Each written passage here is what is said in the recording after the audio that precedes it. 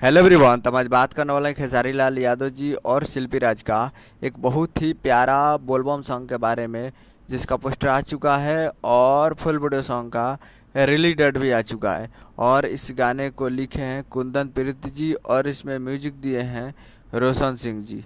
और इस गाने को गाए हैं खेसारी लाल यादव जी और शिल्पी राज जी, जो कि आपको स्क्रीन कवर दिखाई दे रहा है। जिस सॉन्ग का टाइटल रखा गया है भोला भइल बा, जिसका टाइटल है भोला भइल बा।